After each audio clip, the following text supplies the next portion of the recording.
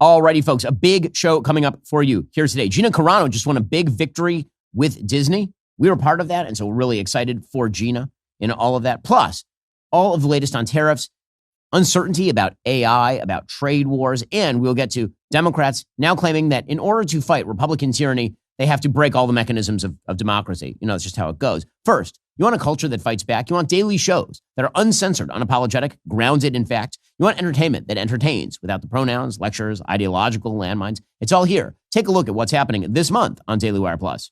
I don't care what you did in your career the last 5 years. What are you going to do tonight? Yeah, that's a very good question.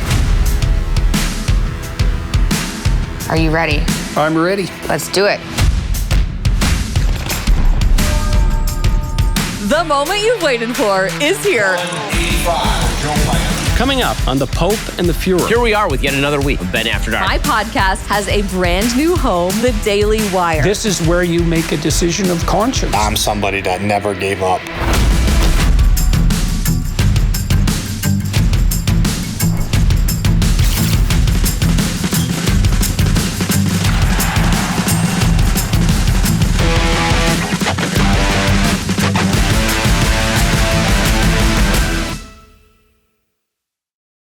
Don't miss a moment of what's coming to Daily Wire Plus. Now is the time to join a community that still believes in values, common sense, and the truth, no matter who it offends. Go to dailywireplus.com and be part of the fight. Well, folks, I want to get to all the economic news in a minute because there is a lot of hubbub around President Trump's tariff war, about AI, about inflation. We'll get to all of that in a moment. First, I just think that the right ought to take a victory lap because today, actress Gina Carano reached a settlement with Lucasfilm and Walt Disney, and we here at Daily Wire are very, very close to this story.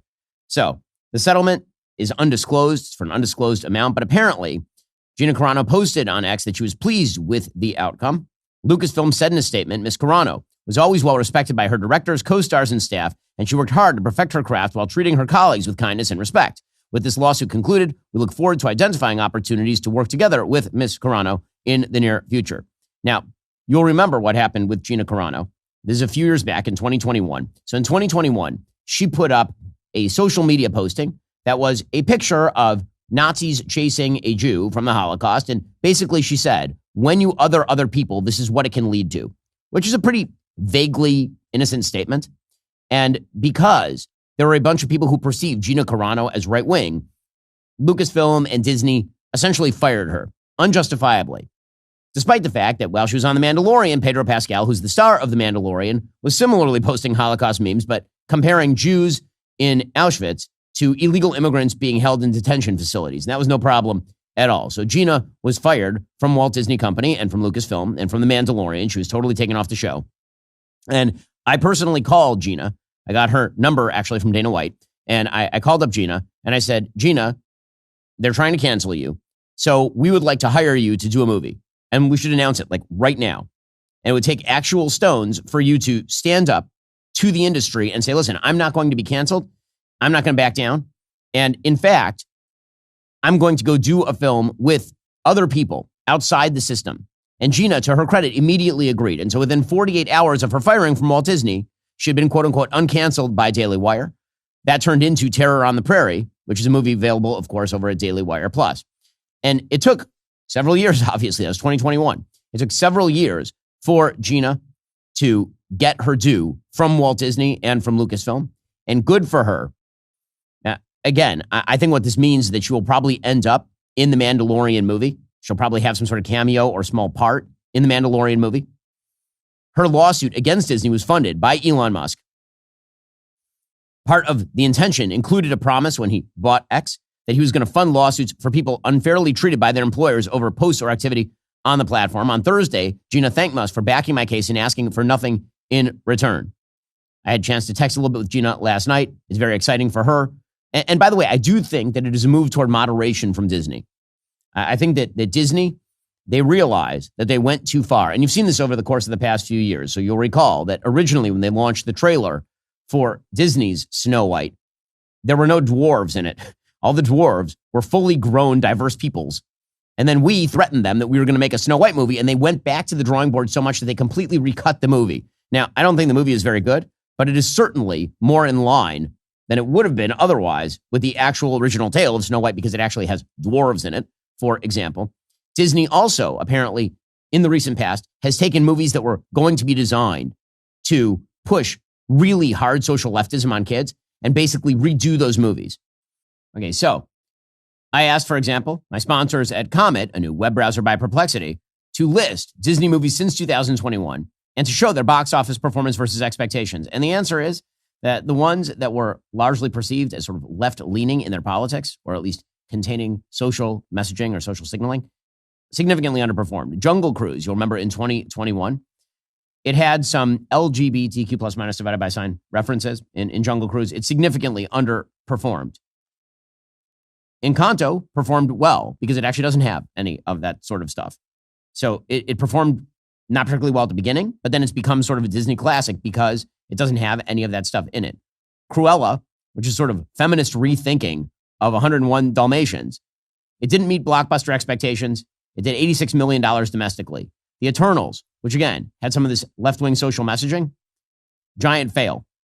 Strange World, which was an animated film again with references to boys who like boys and such, it earned less than $75 million worldwide and resulted in, according to Comet, a notable financial loss. Meanwhile, Moana 2, which was, basically just a sequel to Moana, that did fine, is on track for $1 billion global run. Inside Out 2, which again is not woke in any particular way, it crossed $1.7 billion globally.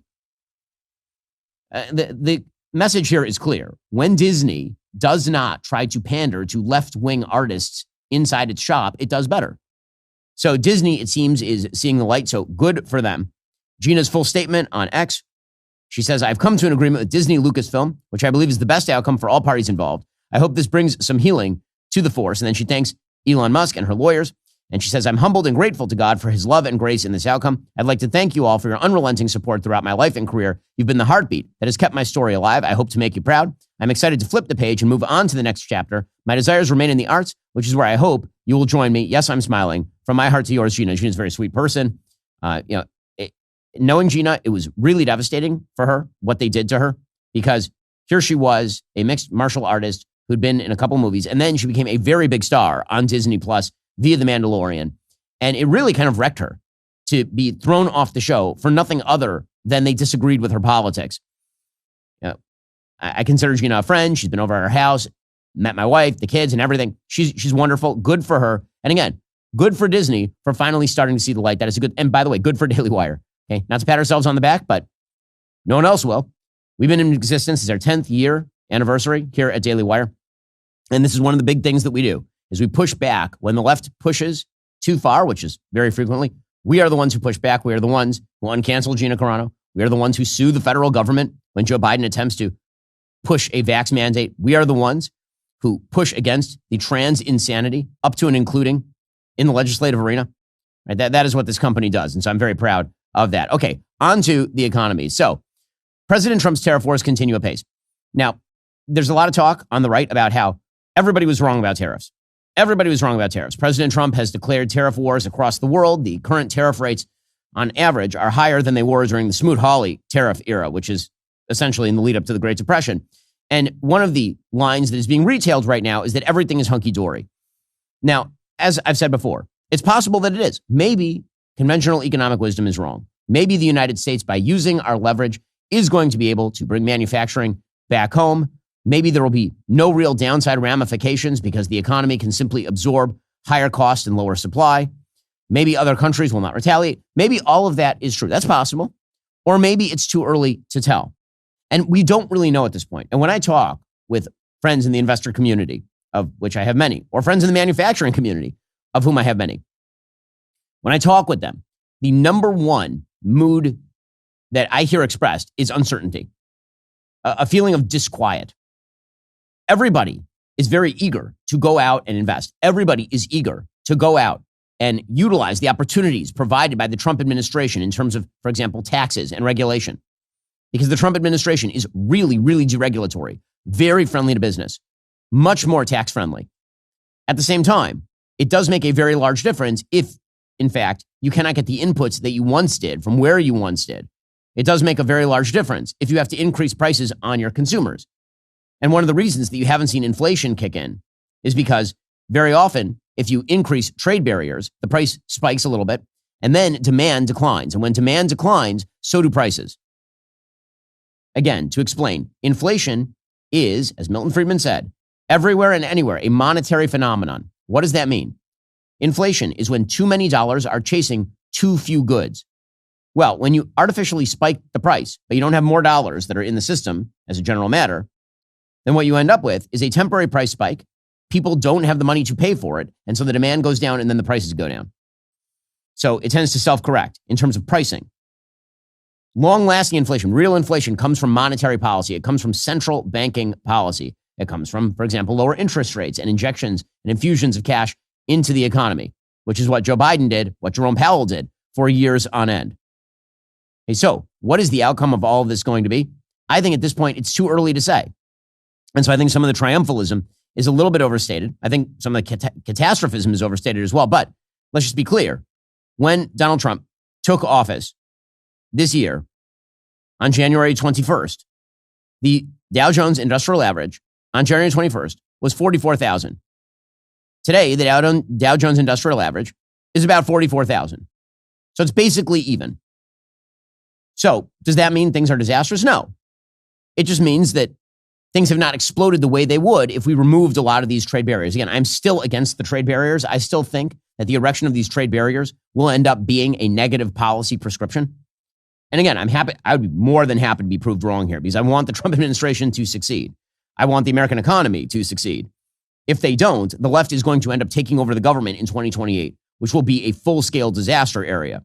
Alrighty, guys, coming up more on the current state of the economy, AI, redistricting, and we'll have a couple of guests stop by. So a lot coming up. First, I spent years analyzing threats to our freedoms, ranging from Russiagate to DEI to vax mandates. There's one battleground most people ignore: your internet connection. Every single day, hackers, corporations, even governments are tracking what you do online. Your banking, your family photos, your private conversations, all are at risk of exposure. And that's just one of the reasons I use ExpressVPN. I'm on the road a lot lately. Whenever I'm on the road, I'm using public Wi-Fi. Well, if I have public Wi-Fi, that means I'm exposing myself to prying eyes, and so I use ExpressVPN, and that fixes the problem. What most people don't realize is that your internet provider can also see everything you do. They're building a profile of you and your family. They're selling that data to the highest bidder. Plus, as a dad, I worry about my kids browsing the web as they grow up. So taking simple steps to create more security for myself and my family is incredibly important. Luckily, ExpressVPN is easy for everyone to use. Just one click protects us on up to 8 devices at once. ExpressVPN creates an encrypted tunnel for your internet traffic. Your real location is hidden. Your browsing history stays private even on public Wi-Fi. So here's how it works. You just take out your phone, bring it up. It says not connected. You hit this. Now you're connected. You're now protected. The threats are real, but so is the solution. Don't let your family become another statistic in the digital surveillance state. Protect what matters. Get 4 extra months of ExpressVPN for free by going to expressvpn.com/Ben. That's EXPRESSVPN.com/Ben to get 4 extra months for free. That's expressvpn.com/Ben. Also, I follow the headlines every single day. I'm constantly plugged in. I'm busy. I'm running. When I rush out of work each evening, there's one thing on my mind: getting home to my family, because, my family is the thing I care about. But here's what I realized. All that running around was robbing us of something precious. Quality time around the dinner table is like a big thing in my house. If you want to change that for yourself and your family, you need Good Ranchers. At Good Ranchers, all their meat is 100% American, raised on local farms, delivered straight to your door. No more grocery store guesswork, no more rushing through aisles, just premium American meat that brings family together around the table for quality time and quality meals. Now, here at the Daily Wire, we have many, many people who use the product of Good Ranchers. Most notably, producer Savvy, her son, who is bigger than like my 9-year-old, and he's 2. The kid is 40 pounds. He's 40 pounds. He's a monster because of Good Ranchers, which means one day he will have an NFL career thanks to Good Ranchers. There's no bigger advocate for families gathering around the dinner table than Good Ranchers. The quality creates those moments where everyone wants to sit down together, share, talk, hang out with each other. At the end of the day, that's the stuff that matters. Bring your family closer while supporting American family farms and ranches. Right now, you can get $40 off plus free meat for life when you subscribe with my code Ben. That's Ben for $40 off and free meat for life. GoodRanchers.com. Welcome to the table. So what is the current state of affairs? Well, President Trump has now announced a wide variety of new tariffs. Those tariffs range from somewhere between 20 and 25% on India to some 39% on Switzerland. There's a 35% tariff on goods from Canada. Those took effect on August 1st. duties on Chinese goods remain at 30%. So believe it or not, we are now tariffing Canada more harshly than we are China. Some important U.S. trading partners have brokered deals to set their tariffs at 15 to 20%. That'd be like the EU, Japan, South Korea, and Vietnam. But let us be clear, the average tariff rate on all of these countries before the Trump era was far closer to 0%. For a lot of these countries, it actually was, like Vietnam was 0%, for example. We had a free trade agreement with Vietnam. So the question is, what is the purpose of the tariffs? And there are really three purposes to tariffs.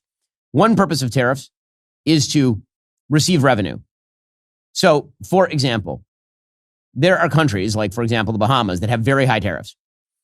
Those tariffs are designed to increase tax revenue because they don't actually have an income tax in some of these places. And so the idea is like early America. Early America also didn't really have a federal income tax. It wasn't constitutional. And so instead, federal revenue was raised via tariffs. So that's one way to do it. And that is, in fact, being successful. Now, to be fair, it is consumers who are paying for that. It is indeed consumers who are paying for the price of the tariffs. But it is revenue that goes to the government. It could be up to $300 billion this year from the tariffs that we weren't going to get last year. Okay, so that's number one purpose, and that purpose is being achieved. Number two purpose is leverage to get countries to do other things, that you are ratcheting up the tariffs to ratchet down the tariffs. You're ratcheting up the tariffs in order to get collateral wins from those other countries on, say, security matters. And there's been some of that as well. The president of the United States has used tariff policies, for example, in order to get countries in the EU to up their defense spending for NATO. He's trying to use tariff policy right now to get Brazil's Lula da Silva to stop being such a tyrant with regard to his political opposition. And again, I think you're seeing some of that from the president, and I think that's good. And then there is the third idea, which is that tariffs are in and of themselves good, that they strengthen American industry. And the president believes this. I do not believe this. I do not think this is true. I think that the idea that tariffs themselves are a way of developing domestic American industries in a stronger way is disproved by the entire failure of what was called dependency theory in Latin America. So dependency theory is a sort of offshoot of Marxist economic theory, which suggests that trade with other countries amounts to exploitation of those other countries. And so the best way to develop your economy is to be non-dependent, to be autarkic, to essentially develop everything in-house. So what you do is you erect these gigantic trade barriers in order so that you can redirect monies into developing significantly less efficient businesses at home, infant industries, which can then theoretically grow and compete globally. The problem is it rarely happens that way, because if these businesses are not exposed to an international market, what you end up developing are extremely bloated, heavily subsidized businesses that die on first contact with the international markets. And that's what happened to all the countries in Latin America that tried to operate on the basis of dependency theory. So again, I'm laying all this out so that we understand the stakes of what's happening with regard to this tariff war. So where are we right now? The answer is nobody knows. Maybe I'm wrong. Maybe I'm right. No one really knows. Larry Kudlow over on Fox, he says the doom and gloom recession catastrophe, they haven't happened. That's true, obviously. Does that mean that the policy is the best policy? Too early to say, I think, would be the best case scenario. All the gloom and doom, tariff inflation, tariff recession, tariff catastrophe, none of that has happened, okay? And in fact, as you noted earlier, the tariff revenues are pouring in, okay? He could do as much as $400 billion this year alone in tariff revenues. Okay, so again, when it comes to tariff revenues, as I say, yes, that is happening. Those tariff revenues will decline over time because, again, what a tariff revenue is other countries shipping their goods here, us buying those goods. If we stop buying those goods from abroad, then people stop shipping them here and you don't get tariff revenue. So if tariffs work, many of the purposes that I just talked about are at cross purposes with one another. If tariffs work and you develop infant industries in the United States or stronger industries in the United States and you're buying from Ford, not Toyota, then Toyota just stops shipping its cars over here. And then you don't actually make the money from the tariffs. So some of these purposes of tariffs are actually at cross purposes. But Stephen Moore was at the White House yesterday, and he was praising the Trump economic performance thus far, which again, it's not that the economic performance has been bad. It hasn't. The economic performance has been fine. It's just not booming in the way that it probably would if we had the great Trump tax policy, the great Trump regulatory policy, and we didn't have the tariff wars. Here is Stephen Moore.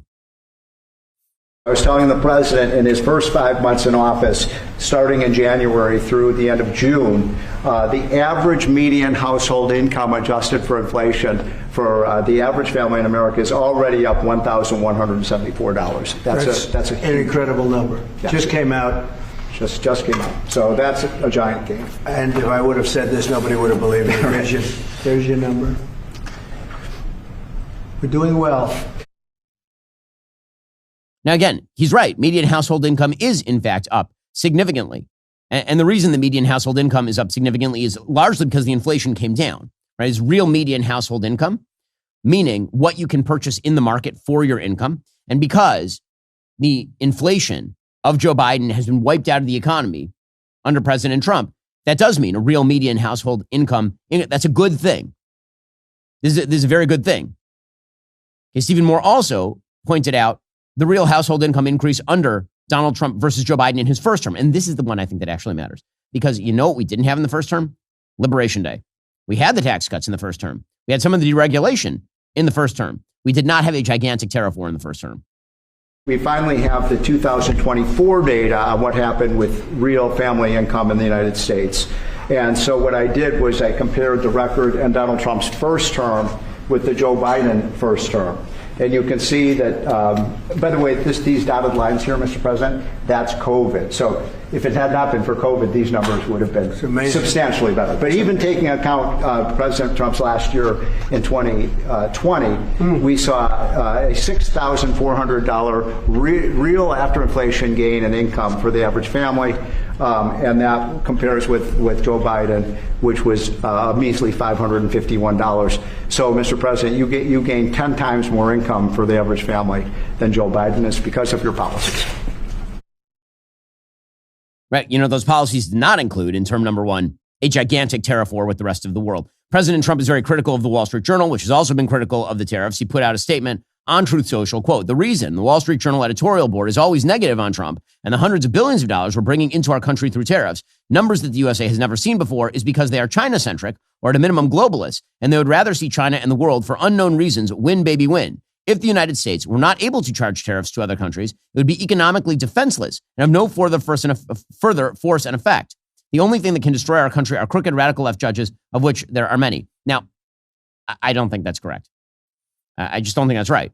Okay, actually, if you wish to defeat China, what you should do, I'm a big fan of tariffing China. I think we ought to be punishing China economically. In order to do that, you have to actually create a vast network of trade with all of the countries surrounding China. You need to offer all of those countries the carrot of access to the American markets and the stick that they will lose that access if they continue to do business with the Chinese.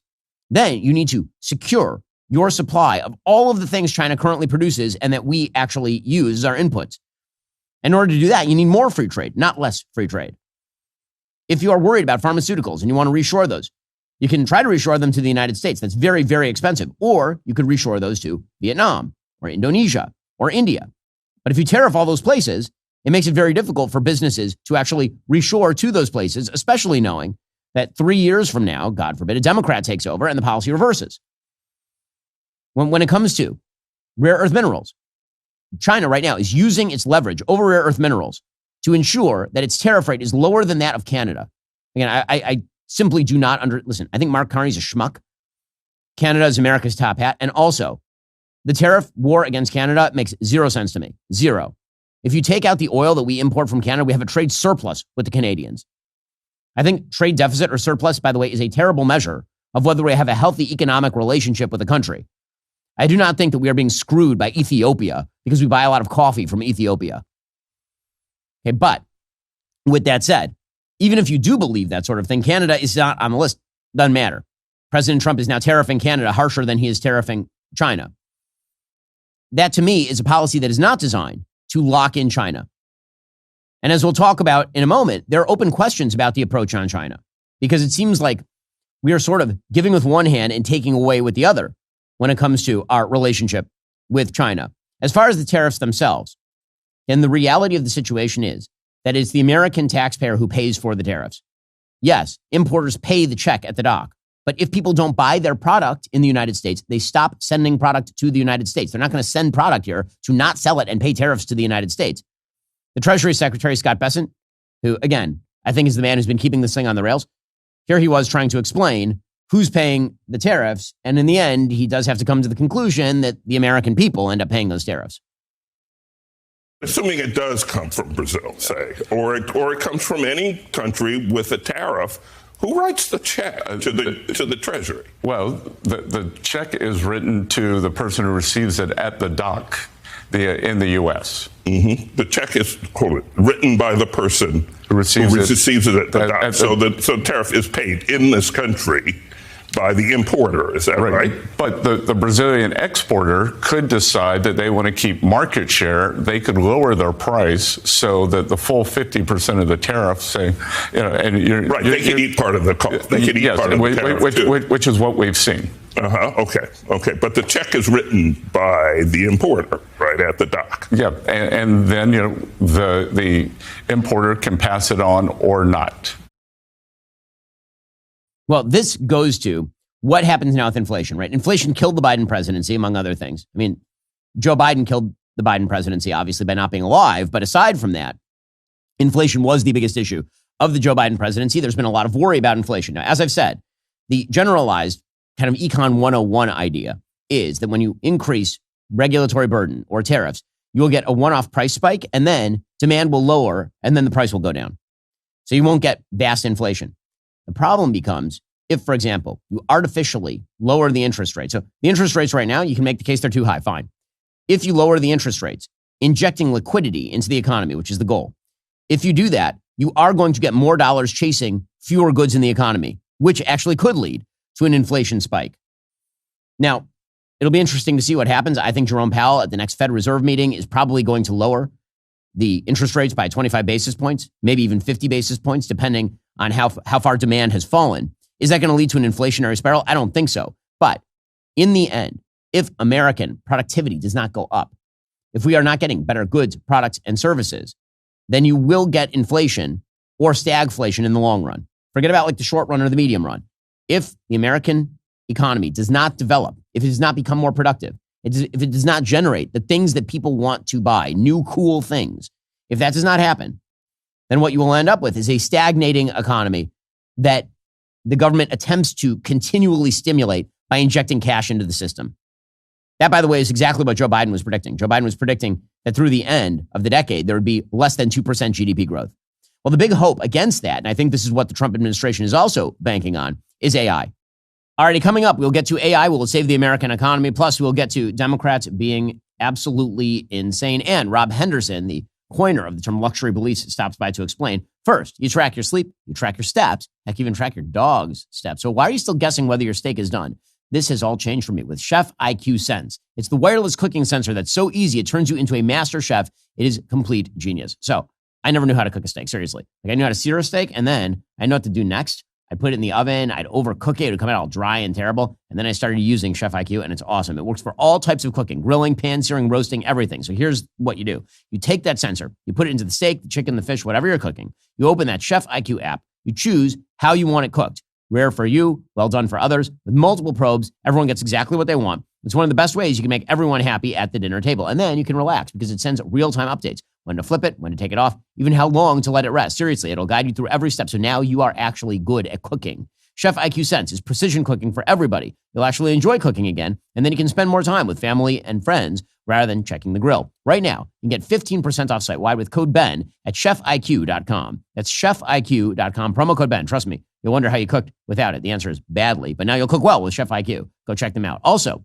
in business, they say you can have better, cheaper, or faster, but you only get to pick two of those things. What if you could have all three at the same time? That's exactly what Cohere, Thomson Reuters, and Specialized Bikes have since they upgraded to the next generation of the cloud, Oracle Cloud Infrastructure. OCI is the blazing fast platform for your infrastructure database application development and AI needs, where you can run any workload in a high availability, consistently high performance environment and spend less than you would with other clouds. How's it faster? Well, OCI's block storage gives you more operations per second.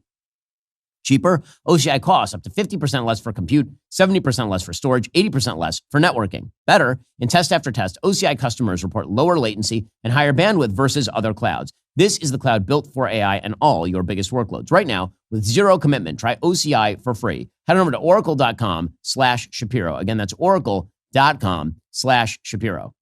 If you talk to investors today, pretty much all focus is on AI. And if you look at whatever gains there are in the stock market over the course of the last several years, they're basically accruing to the biggest tech companies and to not a lot of other companies. You're seeing a slow rate of growth for the rest of the stock market, but the top companies in the stock market, the Googles and the Teslas and the big tech companies, the Facebooks, Meta, all those ones are skyrocketing. Everybody else is basically on even keel. A lot of money is going to AI right now. And so if you're looking for places in the economy that could theoretically be a bubble, AI is definitely one of those places. Tens of billions of dollars are pouring into AI investment right now. Someone is going to win. Somebody is going to lose. And so the question is all of that going to automatically convert over to additional productivity? Again, better goods, products, and services the American people wish to consume? Or is there going to be a bit of a wipeout? In other words, are we living in like 2007 of the internet, where all of these new companies, at that time Meta was a new company, it was Facebook then, Google, are all these new companies going to spring up and then they're going to usher in an era of internet prosperity? Or are we living right now in 1999, 2000, when the internet was first starting, everybody knew it was going to be a big thing. But because everybody knew it was going to be a big thing, they basically took a fire hose of cash and aimed it at the internet and just sprayed it everywhere. And what you ended up with what was pets.com, with an extraordinary stock market valuation that turned out to be effectively worthless. I think it's probably the latter. I think that you're probably in an AI bubble right now, that the spending is not going to end up all being justified in the immediate term. That doesn't mean AI isn't going to transform the economy. It absolutely will. But things tend to move slower through the economy than I think people think they do. It takes a while for new products, especially new product lines like that blow your mind like AI, to really filter through every aspect of the economy. I think most people who engage with AI do so in sort of a fun and marginal way. I think most businesses in the United States, for example, don't even know what to do with AI to make their business more productive. It's going to take a while for that tech to filter through the economy. And so what that means, there's likely to be a bubble in the AI sector. With that said, obviously AI is sort of the great hope of the Western economic future. And so the administration has really been focused like a laser beam on ensuring that America wins the so-called AI race against China. Here is the Treasury Secretary Scott Bessent talking about making the U.S. an AI superpower. What we want to do is make sure that there's not a timing difference here, so that as the old jobs disappear, the new jobs aren't created in time, and there has to be some kind of a bridge. But we're very aware of this. We have David Sachs at the White House, who is the AI czar. So the administration has embraced this and is aware of it. We want to make the U.S. the AI superpower, and but there could be downsides too. So we're looking at all the economic potential consequences. So in an attempt to actually push forward AI, the federal government is not only pushing forward vast energy exploration, which is a very good thing. AI requires extraordinary energy consumption. China right now is vastly outproducing us on an energy level. They have no regulations environmentally, so they're basically just ramming through huge energy projects that are designed in order to foster their AI system. The United States, under President Trump, is opening up the energy sector, which is absolutely necessary, really, really necessary. The United States is also deregulating a lot of the tech economy, which is excellent. It means that there will be more capital that flows into the AI race. And that matters for both reasons, military and technological generally. American companies are still leading this race. Yesterday, ChatGPT released GPT-5, which is their new flagship AI model. OpenAI executives called GPT-5 a major upgrade over the systems that previously powered ChatGPT, saying the new technology was faster, more accurate, and less likely to hallucinate or make stuff up. OpenAI has consistently improved the technology that underpins its chatbot. OpenAI's many rivals, including Google, Meta, Anthropic, China's DeepSeek, Comet, which is Perplexity, they've released similar technologies. This is the first time OpenAI has used a so-called reasoning model to power the free version of ChatGPT. Unlike the previous tech, a reasoning model spends time thinking through complex problems before settling on an answer. So instead of it being a predictive text mechanism, it basically checks its own work to prevent error. So all of this is indeed transformative, and the U.S. federal workforce is apparently going to be provided access to ChatGPT at essentially no cost. So it's going to filter through the federal workforce, which is good. But this does raise the question of what do we do with China, because it is a race between the United States and China. And as I mentioned yesterday on the show, there is some conflict in thinking among people on the right about what to do with China. There are some people, for example, who believe that China should be provided access to everything except the H100 from NVIDIA, because get China dependent on American silicon, and then they will have to build on our platforms. And that's better than them developing domestically their own industry in microchips. And then there is the side, which I tend toward, which is, no. You don't give China anything. Make them steal it. Like, really make them steal it. And the Trump administration seems kind of split on this, frankly, because on the one hand, you'll see the Trump administration say China is cheating, and President Trump will go after the Intel CEO for having too many close ties to China. This happened yesterday. According to the Wall Street Journal, Intel shares fell over 3% Thursday after President Trump called on the company's chief executive to resign because of past ties to China. He wrote in a post on Truth Social on Thursday, quote, "The CEO of Intel is highly conflicted and must resign immediately. There's no other solution to this problem. Thank you for your attention to this matter." Here, he was referencing Intel CEO Lip Bhutan's past business dealings in China. Senator Tom Cotton of Arkansas had called them out, pointing out that deep relationship meant that Intel chips were probably getting into China illegally. Cotton wrote an open letter to Intel's board questioning Tan's ties to the Chinese government, including apparent connections to the country's military and investments in other semiconductor companies. Okay, well, I agree with that. But on the other hand, the administration is also opening up the possibility of NVIDIA shipping H20s to the Chinese government effectively. So a policy must be settled on with regard to how to view China and developments in AI. Are we going to be in open competition with China? Is it going to be sort of a frenemy situation with China? That remains utterly unclear. So amidst all of this turmoil, all I can say is what the markets are really looking for in the end is stable policy. This is the thing every investor will tell you. Stability, stability, stability. There's been a lot of flip-flopping. There's been a lot of movement with regard to, for example, tariff policy. There's been a lot of movement with regard to China policy. There's been a lot of movement with regard to, can you ship chips in? Should you take chips out? Should we buy from TSMC in Taiwan? Should we fund TSMC in Arizona? Stability is the name of the game.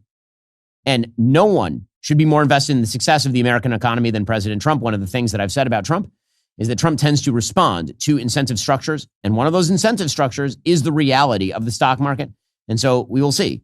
I think the wrong way of looking at the stock market since the beginning of his term is to say, well, it hasn't really dropped dramatically despite all of this variability. The right way would be to think, how much would it have grown if it had not been for this sort of vicissitudes of economic policy?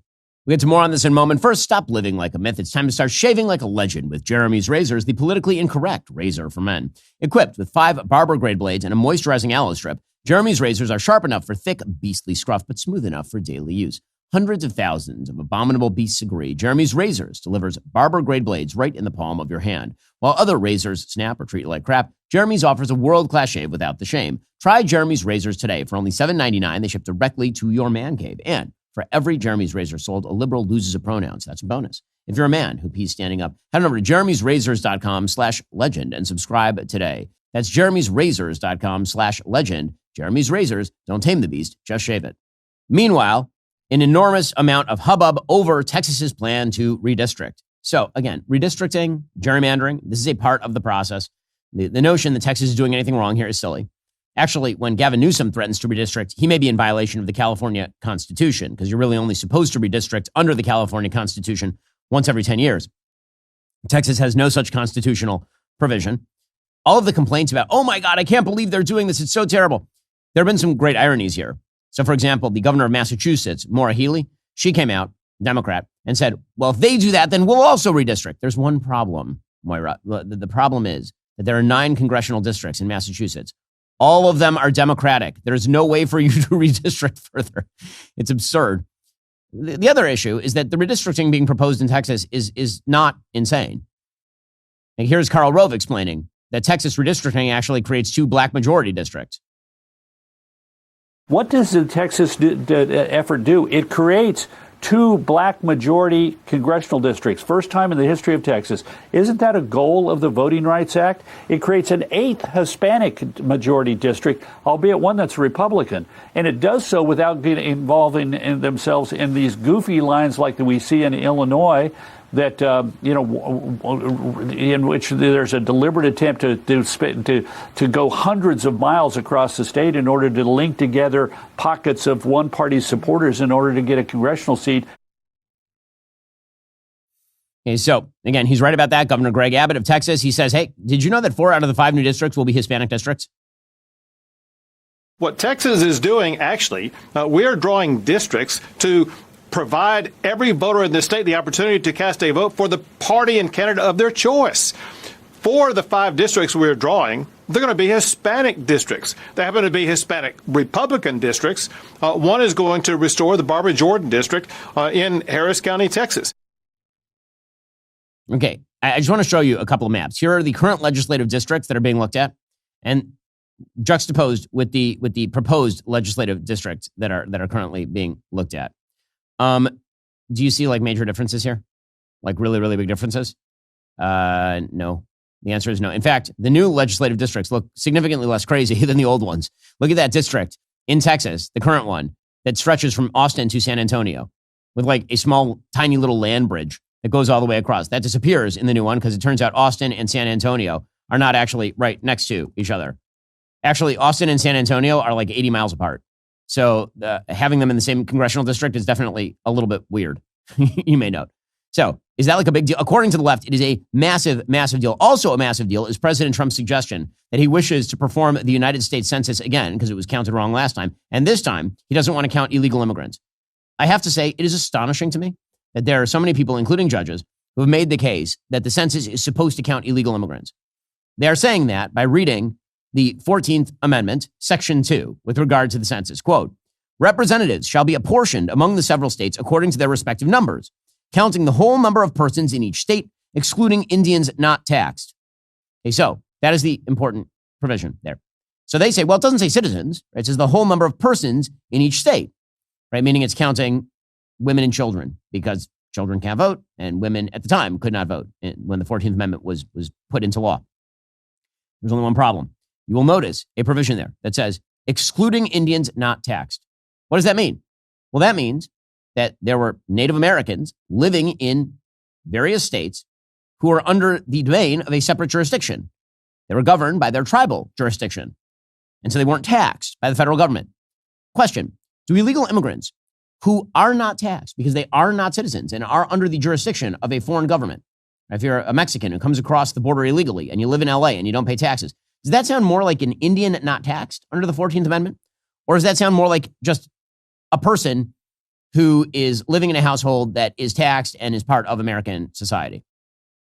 In the fact that judges have suggested that persons means everyone, but are ignoring the excluding Indians not taxed provision is kind of shocking to me, just on a raw textual level. So what President Trump is doing here makes perfect sense. Why in the world would you count people in the census who not only cannot vote, have no possibility of ever voting absent a change in the law? Right? That's a bizarre thing to do. And yet the left is declaring that this is a violation of democracy.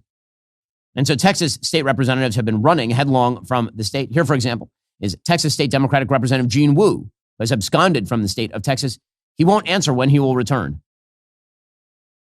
How long are you willing to stay out of Texas to block this redistricting plan ahead of tomorrow's deadline to return?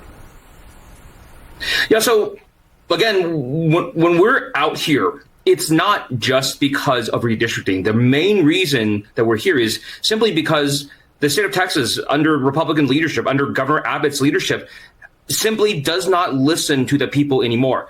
The state of Texas, the citizens of Texas have said loudly to everyone, we want you to focus on disaster readiness, we'll focus on disaster recovery, and focus on the Carville disaster first and only. So then how long are you willing to stay out of Texas to make your point here?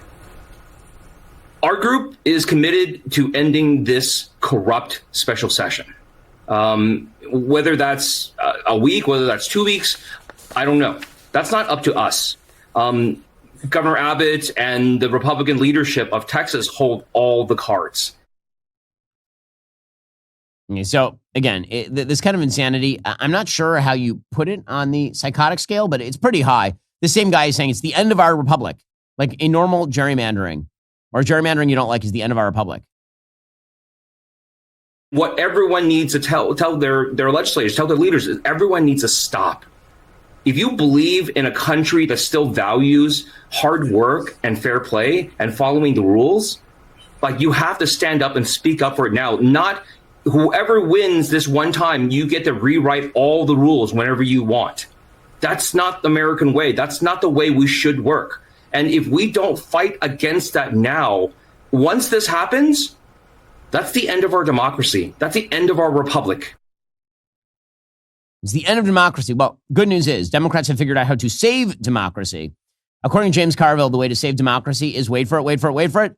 Add states, add judges to the Supreme Court, completely skew every institution of American life. If the Democrats win the presidency, the Senate and the House in 2028, which is not impossible. I don't know if you say likely or possible. I don't know what word, but it's certainly not impossible. They are just going to have to unilaterally add Puerto Rico and the District of Columbia states. They're going to have to, the Constitution gives Congress power over federal elections. I don't think they can redistrict, but there are things they're going to do. They're going to have to do it. Okay, so I'm just going to point out that some of us predicted this during the last election cycle. In fact, here I was speaking last year on exactly what Democrats would do at Miami University if they won the election. If Kamala Harris were, God forbid, able to become president of the United States and able to have, say, a Senate majority and a House majority, she would promptly rewrite all the rules of government. They've already pledged to do this. They've pledged to kill the filibuster in the Senate. They would rewrite the voting rules to essentially make ballot harvesting almost mandatory across the country. They've talked about packing the Supreme Court. They've talked about adding 2 states to the Senate of the United States, presumably Washington, D.C. and Puerto Rico, in the hopes that this would then set up a permanent Democratic majority. The kinds of change that Kamala Harris would love to wreak upon the country are, broadly speaking, transformative. Okay, so not that I was right, but I was right. And this is what Democrats are doing.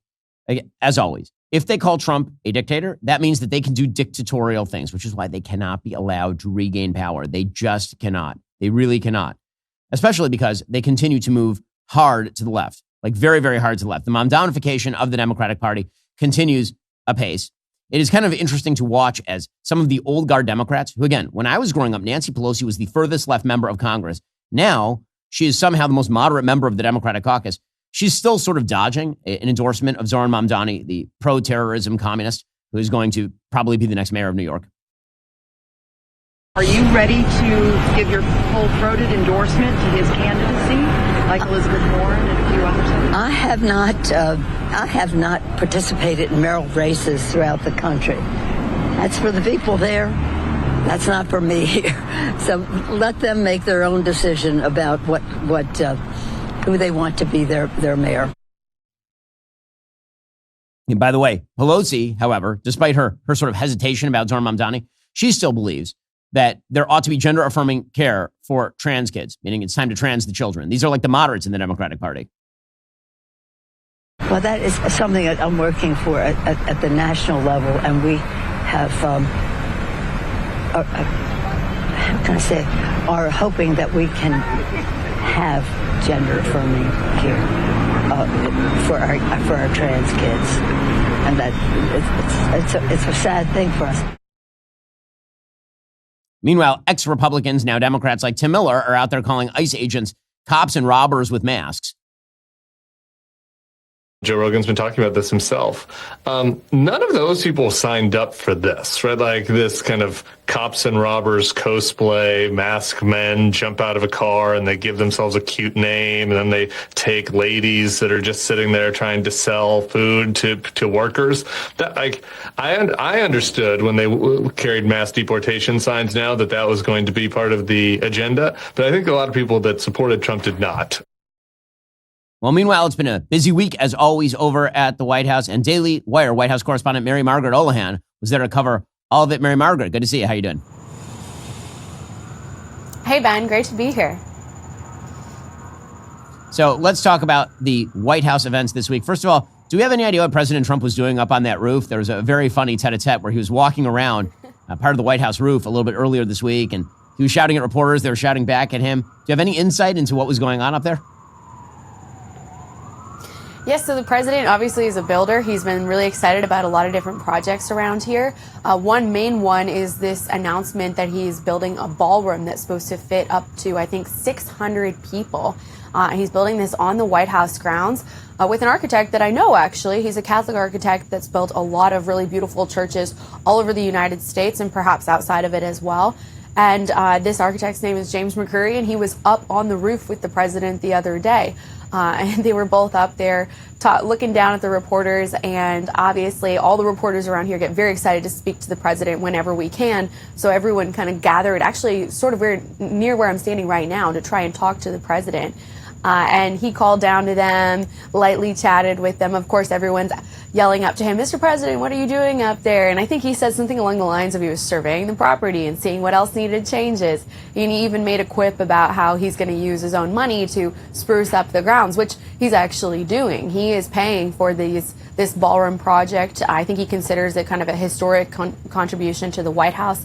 And I actually had a source tell me that they're thinking about making it even bigger than they had previously said. So seating maybe even more than the 600 people who were supposed to fit in it already. So I think this is just kind of a classic Trump move. It's not something that we've seen before, where the president of the United States just strolls across the roof and is conversing with reporters. He even yelled down to Peter Doocy, "Hey, Peter, how are you doing?" And I think he said something along the lines of, "You're looking good, Peter." So classic Trump, just another day at the White House. And he's making a lot of different changes to the property. I think you probably noticed, Ben, the Rose Garden. There's been a little bit of hubbub about that because he paved over the Rose Garden. He had joked with some people about how the ladies can't really walk across it because their heels get stuck in the mud and the grass. Well, now it's completely paved over, and he put out a bunch of kind of Mar-a-Lago style tables and umbrellas. So that's another big change to the White House as well. I haven't gotten to see them myself, but I'm told it looks a lot like Mar-a-Lago, and he has, I think, the same exact umbrellas he has down there. So another Trump move here at the White House. So meanwhile, on a policy level, the president has been pushing forward with the idea of doing a new census. He also talked the other day about mobilizing federal law enforcement to protect Washington, D.C. Obviously, you're living out there. What do you make of all of it? Yeah, Ben, I've lived here since I went to college here. D.C. has never been a super safe place, but in recent weeks, we've seen a lot of complaints about some of these attacks on staffers, most noticeably this attack on, I believe his name is Edward Korstein, more colloquially known around here as Big Balls. He is an employee of Elon Musk, or was an employee of Elon Musk's Doge, where he's been working for some time, and he's been the subject of some controversy around here. But this week, I believe, or maybe it was last week, this young man was involved in an attack where he pushed his girlfriend into the car to save her from about 10 young attackers, which is what we're told by the police, who started beating him up. And we had pictures of this young man really bloody and bruised and sitting in the street. And so this, of course, came to the attention of the administration since he's worked and continues to work for them. And President Trump put out a big statement saying that we need to focus on this crime in D.C., that no one should be being hurt in this manner.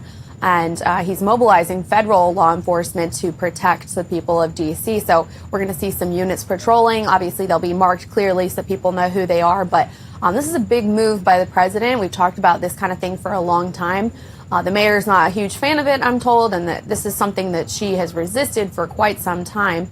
But just anecdotally, Ben, I was talking about this attack on Edward Korstein the other day with some of these reporters. 2 different reporters I was chatting with said, "Oh, yeah, I got mugged on the metro here." It's something that's happened to pretty much everyone. In fact, you're kind of lucky if you haven't been in that type of situation. So crime around here is absolutely something that needs to get under control, whether, this is going on down by Union Station or down by the Kennedy Center. It's something that we're seeing everywhere. And so the president is mobilizing this law enforcement to take care of that. And hopefully we'll see a reduction in crime. That is Mary Margaret Olohan. She, of course, our Daily Wire White House correspondent. Mary Margaret, thanks so much for the time. Thank you, man. Okay, so, again, this is the new left. The new left are virtue signaling nut jobs. And their goal, presumably, is to use the threat of Trump to be able to enshrine their viewpoint into law for the future. Joining us on the line to discuss the sort of virtue signaling of the left, what has been called the luxury belief system, is the coiner of that term, Rob Henderson. I sat down with him yesterday to talk about the luxury belief left. Joining me on the line to discuss all this is Rob Henderson, best-selling author of Troubled, a memoir of foster care family and social class. He's currently a senior fellow at the Manhattan Institute. You can check out his Substack newsletter as well. Rob, thanks so much for taking the time. Really appreciate it. Thanks, Ben. Great to be here. So why don't we start with the thing that made you pretty famous back in 2019, which was the idea of luxury beliefs. We're seeing all this play out in real time. I don't think it's relegated to just the left at this point, although I think that it is largely located on the left. But the idea, if I am not misdefining, of a belief system where you don't actually feel the consequences of it, but it acts as a sort of moral virtue signal to all of your friends and family, is the idea of luxury beliefs. How do you see that manifesting in today's politics? Yeah, that's right. So luxury beliefs I define as ideas and opinions that confer status on the affluent and educated while inflicting costs on the less fortunate members of society. And, I've written various essays going through examples at length. So, a recent one, and an intuitive one for a lot of people, both on the right and on the center left, is the defund the police movement. So I went through the survey data in 2020 and 2021 and found that the highest income Americans were always consistently the most in favor of defunding the police. The lowest income Americans were always the least in favor of this. And then even when you broke it down by political orientation, it was always white progressives who were the most in support of defunding the police, and Black and Hispanic Democrats were less in favor of it. There are other examples as well, such as this denigration of the family, the downplaying of the family, which is a major theme throughout my book, Troubled.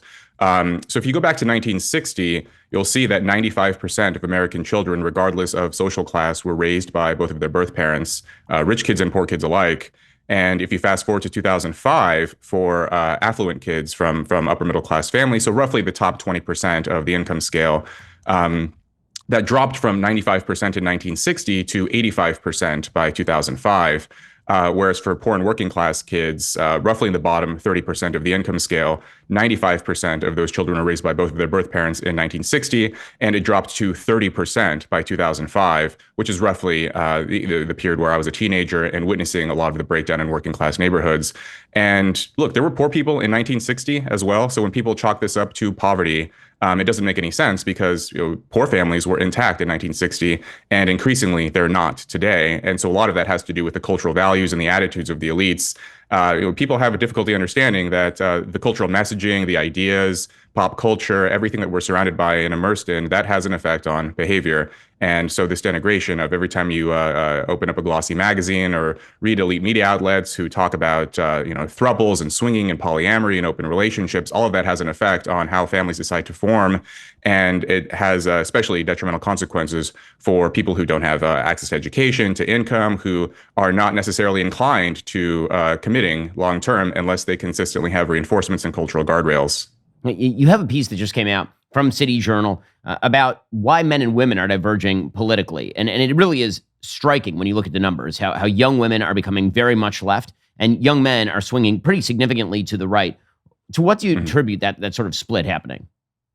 Yeah, well, what's interesting is that it depends on what survey you look at. So every single survey that I've seen, women are veering dramatically to the left. Some surveys indicate that men are tilting to the right. Some surveys actually show there's not much movement at all, at least in terms of self-identified political orientation. Are you a liberal? Are you a conservative?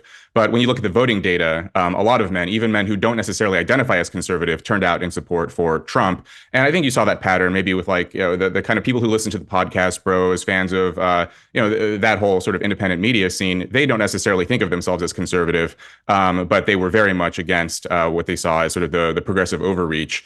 So in that piece in City Journal, I talk about what's going on here because increasingly women are converging with men in terms of education. So they're outperforming men in terms of earning bachelor's degrees, master's degrees, PhDs. A lot of people are familiar with those statistics.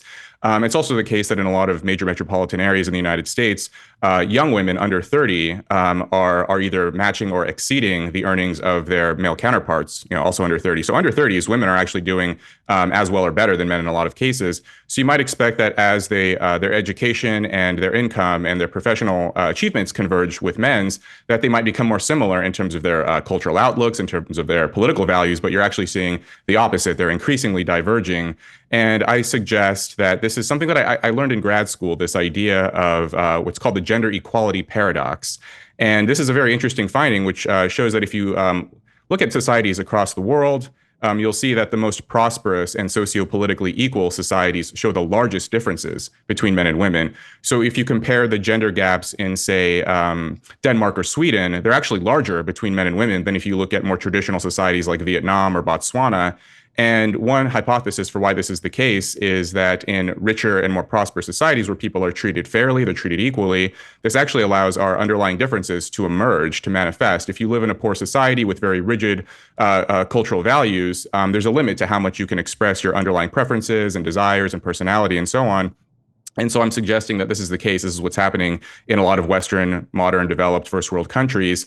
And you even see this on college campuses, which I find fascinating, that the higher up you go in university ranking, the larger the political gender gap is. So if you look at the Ivy Leagues and sort of Ivy plus schools, you'll see that the gender gap between men and women is larger than if you look at sort of mid-tier and lower tier universities. So even here, just within the university systems, you'll see that kind of the richer and more the universities that emphasize cultural equality, you'll see that even within the university system, you see this gender gap widening. And one of the things that's sort of fascinating about that is that obviously when you're talking about places like Denmark, those studies typically, I believe, are done with regard to sort of job choice, where you know, if you look at the Nordic countries, women are choosing to go into education. If you go to a poorer country, women become engineers and doctors because that's how you need to actually make the money. So if you're in a richer country, you don't have to do that. You get to select kind of what you want to do. What's fascinating about the sort of political angle of it is that it's so personal that it's not just about what kind of job you're seeking. It's also about lifestyle choices. Like, do you want to remain single? Do you ever want to get married and have children? Because one of the things that we're seeing among young women is not only delay of marriage and children, but many people just opting out of the system entirely and saying they never want to get married, never want to have children. And meanwhile, men who seem to have been left behind sort of falling into a sort of bizarre gray area in American society, feeling alienated from their traditional roles. Yeah, you're seeing a lot of that, and I think that too fuels this political divide, sort of lower rates of marriage formation, interest in meeting other people of the opposite sex, dating. You know, there's the whole idea of the sex recession, and I think that men and women have this tendency to depolarize one another. So if you're a man and you're only surrounded by other men, especially young men, and especially if you spend most of your time online exposed to the most sort of extreme and provocative political views, those views tend to harden. But if you meet a girl and she has different political views than you, and you can converse and you can communicate, and you tend to, it takes the edge off of some of those more radical views that you might have. And then same for the woman as well. If she's around other women and they're reinforcing one another's opinions repeatedly, then those views tend to harden and become more extreme. But if she meets a guy who has more conservative views, then they kind of moderate one another. But because we're living increasingly apart, people aren't dating one another, they're not meeting, they're not marrying, they're not forming families. I think that this too is fueling this growing gender divide. So there's kind of the one angle of the gender equality paradox of societies becoming more equal and more prosperous, and that this actually ironically fuels the growing divide in terms of, like you mentioned, career choice, preferences, those kinds of things, but also in terms of personality and political outlook. But then also, we also react to our social environment. There are sort of socio-cultural factors as well, and those can moderate or magnify those differences.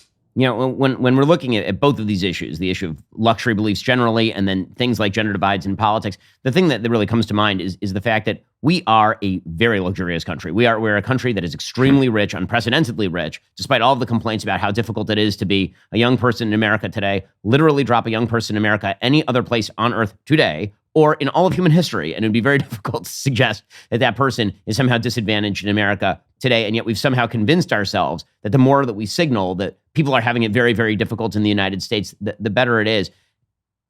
If that were to change, if there were to be an economic recession, if things were to go the other way, if luxury beliefs end up being self-defeating in a certain way because you end up pursuing policies that actually damage the society in which you live, do you believe that politics will depolarize, that we will stop with the virtue signaling and there will be sort of a movement back toward reality and moderation, ironically? Ben, that was my hope with, if there were anything good to come out of what was happening during COVID, as soon as it struck, as you mentioned, I started writing about luxury beliefs in 2019, and then February, March of 2020 happens, and suddenly there's this global pandemic. And in my mind, I was thinking, luxury beliefs are dead. Like, we have like a serious issue here. We all have to concentrate on this deadly virus and so on. And then by the summertime, luxury beliefs were in full force, and we reached like peak woke during that period. So it was really disappointing for me. I don't know. I think that if we had, some serious catastrophe, real sort of economic recession or depression, some kind of wartime scenario, then perhaps. And that is kind of part of the luxury beliefs idea. You mentioned how prosperous we are as a society. In the past, back when there were sort of more rigid material divides between the social classes, I was drawing on Thorstein Veblen and Pierre Bourdieu and all of these sort of classic sociologists of class, where the elites back in the day would exhibit their social status with, delicate and restrictive clothing, tuxedos, evening gowns, top hats, monocles, pocket watches. And today, it's much more difficult if you just go out into the street and say, that person is rich, that person's middle class, that person's poor, because, generally everyone has become more wealthy, and making those fine-tuned distinctions has become more difficult. So how do you exhibit your class? You do it through these bizarre, wild, counterintuitive, and provocative opinions, which I call luxury beliefs. And when you express a luxury belief, you're essentially signaling, I went to an expensive university, I spend time with all the right people, I consume the right kinds of media. This is like an expression of what Pierre Bourdieu called cultural capital. So to your question, I think that yes, like once people experience sort of real struggle in their lives, then those luxury beliefs will probably go underground. But yet people will still find ways to express status even in those cases. I wonder if you think that luxury beliefs are also a sort of whole society thing, meaning that we're talking here about certain strata of American society having luxury beliefs, but increasingly I'm coming to believe that actually this applies to maybe nearly all of the West, that the West has taken upon itself gigantic luxury beliefs in relation to the rest of the world. The luxury belief that comes to mind because it's top of the news is the war in Gaza, where suddenly the West is signaling that, is Hamas all that bad? Like maybe terrorism is actually driven by Western imperialism and colonialism. And that seems to be a sentiment that is spreading very widely, not just on the left, but also now increasingly on the right. In the United States and in the West more generally. And again, is that sort of a luxury belief because we are a safe society that has not experienced significant war on our shores for legitimately 80 years? And so the belief is, okay, well, it's happening far away. That's suffering. That's terrible. And so now I'm going to signal about all that without actually having to suffer with any of the consequences of it. Yeah, and that kind of moral signaling, you saw that initially on Ivy League campuses, the Hamas encampments, all of these students, upper and upper middle class students, demonstrating against Israel or in support of Palestine or Hamas or what have you. And yeah, it is interesting to see that it's spreading on the right as well, that, if you're removed from violence, you're removed from conflict, it becomes a game, it becomes an abstraction. It's sort of the criticisms that academics get, you're in your ivory tower, removed from the world. Well, you could apply that same kind of logic, I think, to a lot of sort of comfortable, very online young Americans today. Well, that's Rob Henderson. You should go check out all of his work over on his Substack, which is available at robkhenderson.com. His work is also over at the Manhattan Institute. And check out his book, which is fabulous, Troubled, a memoir of foster care, family, and social class. Rob, thanks so much for the time. Really appreciate it. Thank you, Ben. Meanwhile, in other news, speaking of these sort of luxury beliefs of the left, they're very, very upset today that Israel has said that it is now going to finish off Hamas in Gaza City. Now, you remember they did this routine maybe a year ago about Rafah. All eyes on Rafah. It was going to be just a catastrophe, a disaster. How dare the IDF try to clear a terrorist hotbed and save hostages? No. Well, now they're doing the same exact thing. Prime Minister Benjamin Netanyahu of Israel, he says that the goal is to go in, clear out the Gaza Strip, ensure security, but not to actually annex the place. Now, the reason he is saying that is because annexation under Israeli law then requires essentially a supermajority of the Knesset to unannex. So he is saying he's not interested in owning the Gaza Strip or in taking control of the Gaza Strip, which would make him similar to every other world leader, all of them. The funny thing to me is all of these morons out there who are saying things like, this was always a land play by Israel withdrew from the Gaza Strip in 2005. They handed the whole thing over to Hamas. Hamas spent 20 years building terror tunnels and destroying every possibility of actual governance and economic success in the Gaza Strip, and then launched the worst attack on Jews since World War II. And so this is about an Israeli land grab, is your theory, is your idiot theory. By the way, Israel has tried to get Egypt to take control of the Gaza Strip many, many times. Egypt says no, because they don't want to deal with the Palestinian population, which is hugely radicalized, not just, by the way, against Israel, but against every regime in the region. There's a reason that Jordan, which is 60% ethnically Palestinian, has expelled tens of thousands of Palestinians. It's why Lebanon got wrecked. It's why Egypt won't take in any Palestinian refugees today, even into the northern Sinai. Anyway, here was Netanyahu explaining the plan. We intend to, in order to assure our security, remove Hamas there, enable the population to be free of Gaza, and to pass it to civilian governance. That is not Hamas and not anyone advocating the destruction of Israel. That's what we want to do. We want to liberate ourselves and liberate the people of Gaza from the awful terror of Hamas. Okay, again, if anybody's got an alternative plan, everybody's all ears here. There was a ceasefire on the table 2 weeks ago, and the international community killed it in order to parrot the propaganda that was being put out by Hamas. Here is Netanyahu explaining that the journalists who are covering this stuff in Gaza are largely manipulated by Hamas or are tools of Al Jazeera or of the Turkish government, which of course is true. He says one of the goals here is to give honest journalists the ability to see the truth. Those who are lying are going to continue lying, but give honest journalists the ability to see the truth. A, the fact that we're trying to get civilian aid, humanitarian aid to the people of Gaza, the efforts that we're making there. B, to understand and explain why those buildings are destroyed, because they're booby-trapped, and we clear the population. And I'm glad you were in. I'm glad you did this thing. I'm glad, in fact, I would say you're blazing the trail. But there have been others, and we have the same result. Every time people see it, they see it in a more realistic way, in a more honest way than the way that it's presented. And so he is right about that, obviously. And it is Hamas that is interdicting the aid. It is Hamas that is stealing the aid. All of that is true. And for all of Israel's critics, the question is, what is your proposed alternative? Do you think that Israel wishes to send a bunch of 18-year-old draftees and 45-year-old reservists into the Gaza Strip interminably for literally at this point years on end? Israel wanted to avoid this so badly, they literally handed the place over to Hamas 20 years ago, and it worked out really, really poorly. So any other choices? Anybody? Bueller? Again, it remains ridiculous that the media continue to do the work of Hamas. If it were not for the media, Hamas would have lost this war already. Alrighty, as the show continues, we're going to jump into that vaunted Ben Shapiro Show mailbag because, of course, it is a Friday. Remember, in order to have your question answered, you do have to become a member. Head on over to dailywire.com right now and get your membership today.